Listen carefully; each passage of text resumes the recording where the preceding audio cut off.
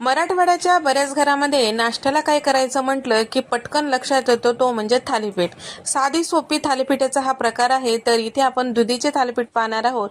इथे मी मध्यम आकाराचा दुधी घेतलेला आहे, त्याला कट करून मोठ्या किसणीने किसून घेतलेला आहे। सोबतच एक मध्यम आकाराचा कांदा ते सुद्धा किसून घेतलेला आहे। यामध्ये अर्धा चमचा हळद आणि 1 चमचा धने पावडर, 1 चमचा लाल मिरची पावडर, 1 चमचा जिरे आणि त्याचबरोबर 1 चमचा भाजलेली जिरेची पूड टाकून घेतलेली आहे आणि चवीपुरतं मीठ, अर्धा चमचा ओवा हातावर चुरून टाकलेले, थोडीशी कोथिंबीर आणि त्याचबरोबर आता हे सगळं छान व्यवस्थित मिक्स केलेलं आहे। 5 मिनिटं झाकून ठेवलेलं आहे। दुधीला स्वतःचं पाणी असतो, मीठ टाकल्यामुळे थोडंसं पाणी सुटल्यासारखं होतं। परत आपल्याला एक्स्ट्राचं पाणी काही ॲड करायची गरज पडणार नाही।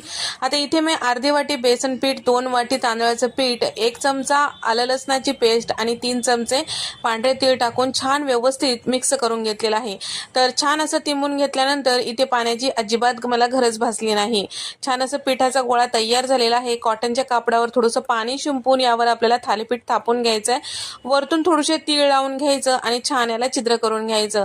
तव्याला थोडंसं तेल लावून घ्यायचं। तयार करून घेतलेलं थालीपीठ यावर उलटून घ्यायचं। एक थालीपीठ वाफेपर्यंत दुसरं थालीपीठ तुम्ही थापू शकता। छान असं एका साईडला वाफलं की छान बटर किंवा लोणी टाकून भाजायचं, मस्त चव येते थालीपीठाला।